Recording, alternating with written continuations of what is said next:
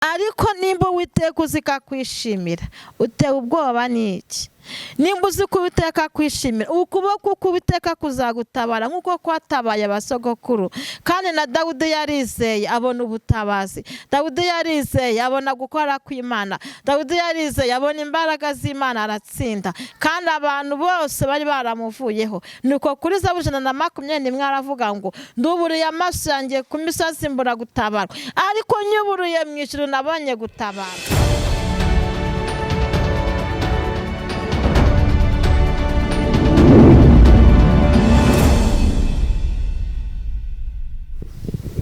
Turabasuhuje mwebwe mukomeje kudukurikirana kuri Mukakarangwa TV. Ikaze. Tugarutse imbere yanyu kugira ngo tubagezeho ijambo ry'Imana. Murabona ko uyu munsi dufite umukozi w'Imana ugiye kutugezaho ijambo ry'Imana. Muze kumukurikirana kugira ngo mubashe gukurikirana ikiganiro cye, mugire ikintu mugikuramo. Kandi mbibutsa ko mugomba gukora subscribe, share na comment kugira ngo ibikorwa byacu bibashe kwaguka. Reka tumwakire atwibwira, atugezeho n'ijambo yaduteguriye. Murakoze. Shalom shalom, amahoro y'Imana nabane namwe. Turabashuhuje, twongeye kunezezwa n'Imana ko twongeye guhura tuganira, tugaruye ijambo rikomeza imitima yacu. Wowe ukunda kudukurikira, waho uherereye hose wumve yuko twongeye gushima Imana ko twemereye ko tuganira.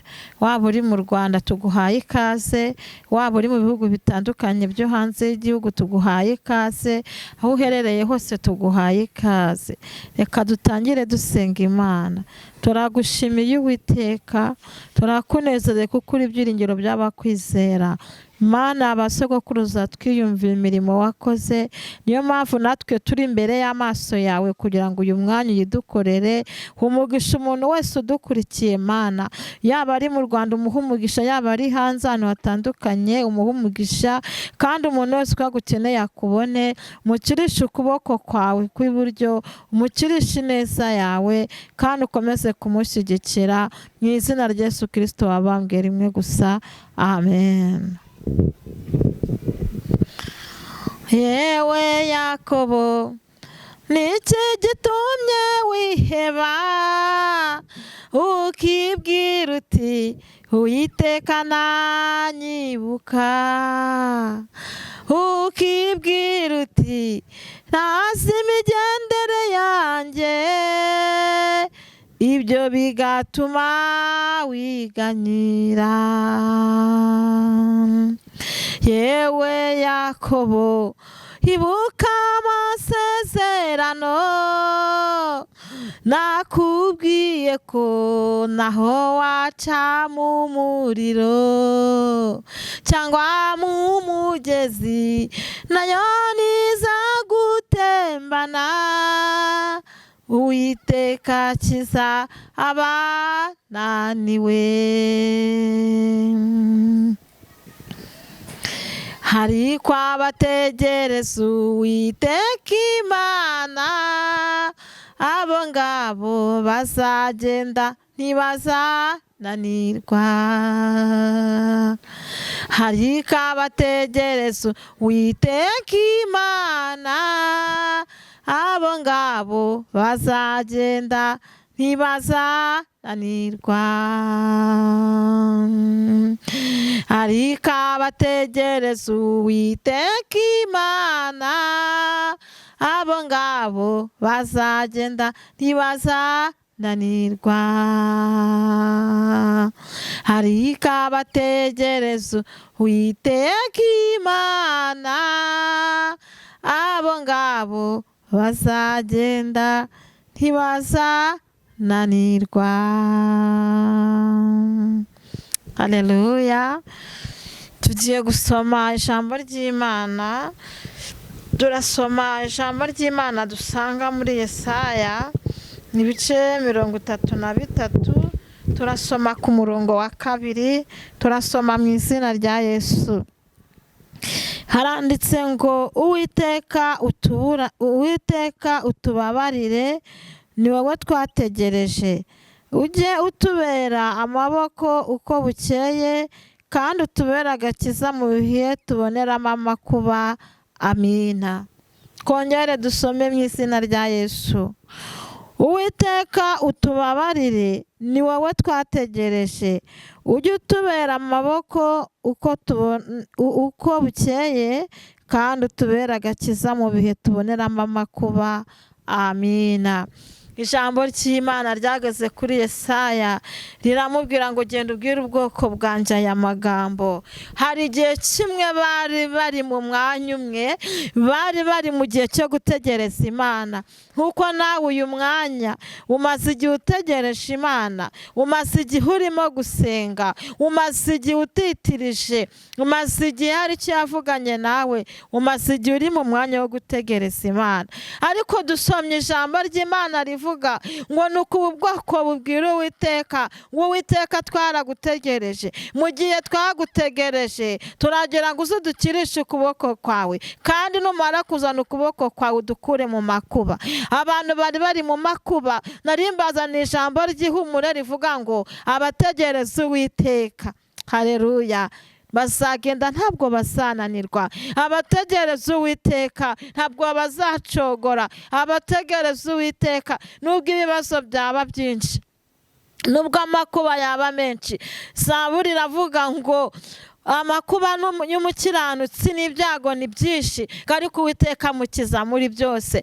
Ariko niba uri mu makuba ukaba utegereje Uwiteka, nkuzaniye ijambo rivuga ngo kuko wamutegereje nawe aje kugukiza ayo makuba, kandi akoresheje ukuboko kwe kwiza. Imana ihabwe icyubahiro.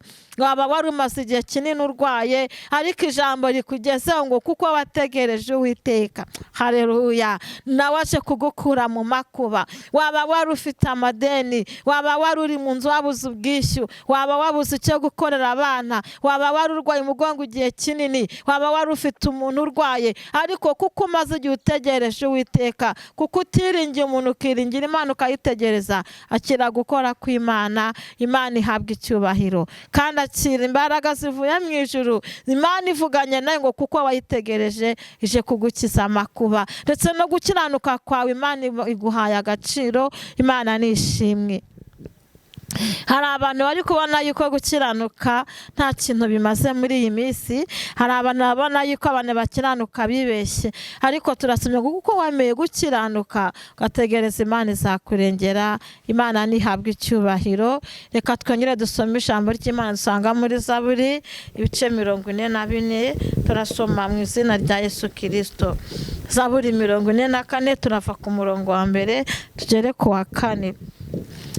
Haravuga ngo Mana twariyumviye n'amatwi yacu, basogokuruza batubwiye imirimo wakoze mu gihe cyabo, mu gihe cya kera. Wimuje amahanga ukuboko kwawe, ushingamo abo wateye amoko ibyago, kandi abo urabatatanya mu bihugu. Kuko atari iyabo nkota yabahaye guhindura igihugu, kandi atari ukuboko kwabo kwabakijije, ahubwo n'ikiganza cyawe cy'iburyo n'ukuboko kwawe n'umucyo mu maso hawe, kuko wabishimiraga. Amina. Haleluya. Dusomye irindi jambo ritubwira ngo Mana twiyumviye. Haleluya. Mana twiyumviye. Hari igihe Dawudi yari ari mu bibazo, hari igihe Dawudi yari ahantu hakomeye, hari igihe Dawudi yari afite intambara, areba ku bakomeye abura gutabarwa, areba ku miryango abura gutabarwa, areba ku boroheje abura gutabarwa. Arangije afata amaso ayatumbira mu gihugu cyo mu ijuru, arangije kuyatumbira mu gihugu cyo mu ijuru ategereza Imana. Ariko kuri iki gice yaravuze ngo Mana twiyumviye n'amatwi yacu, tukumva imirimo ikomeye wakoreye abasogokuruza niyo wakoze kera. Haleluya. Dawidi aravuga ngo ntabwo watabaye abasogokuruza bacu kubera yuko bari bafite inkota. ngo nta nubwo baba batabaye kubera yuko bari bafite amaboko akomeye, ngo Uwiteka waje kubatabara ntiwareba ku byo bafite, ahubwo batabarisha ukuboko kwawe kw'iburyo, urangije batabarisha n'isura yawe cyangwa se n'umucyo wo mu maso hawe. Ngo ariko ikintu cyatumye Uwiteka abikora ni uko ngo yabishimiraga. Haleluya. Uyu mwanya fondasiyo ijambo riri kukubwira ni uko Imana ije kugutabara, nta kintu na kimwe iri burebeho. Imana niba ikwishimira ije kugutabara, ariko niba itakwishimira ndagira ngo umuntu wese akosore muri uyu mwanya. Ariko ijambo riratubwiye ngo kuko yabishimiraga Imana ije gutabara. Turongera turasoma ngo ukuboko kw'Imana, rya jambo riragarutse twabonye muri Yesaya. Uku kuboko kw'Imana niko kwatumye, haleluya, Imana imanukira gukoresha irengera abasogokuru, igera kwa Aburahamu biremera bona. Ariko nimba Uwiteka uzikakwishimira, utewe ubwoba n'iki? Nimba uzi ko Uwiteka kwishimira, ukuboko k'Uwiteka kuzagutabara nk'uko kwatabaye abasogokuru. Kandi na Dawudi yarizeye abona ubutabazi, Dawudi yarizeye abona gukora kw'Imana, Dawudi yarizeye abona imbaraga z'Imana, aratsinda. Kandi abantu bose bari baramuvuyeho. Nuko kuri Zaburi 121 aravuga ngo nduburiye amaso yanjye ku misozi mbura gutabarwa, ariko nyuburiye mu ijuru nabonye gutabarwa. Akira gukora kw'Imana muri aya masaha, akira ubutabazi buvuye ahera, akira ukuboko kw'Imana kuje gukemura ibyawe. Imana ije kugukiza ibintu birwa bagufasheho ijambo, Imana ije kugukiza abantu babona yuko uri ikibazo, Imana ije kuwerekana gukiranuka kwawe, kandi Imana ije kugutabara, kandi Imana ije kukurengera kuko wayitegereje, nayo ije kukurengeza ukuboko kwayo. Reka dusenge Imana. Amina. Data, mu izina rya Yesu Kristo, turagushimiye kuko uri Imana igira neza, uri Imana iza gutabara. Wamara kuza gutabara ntugire ikintu witwaza.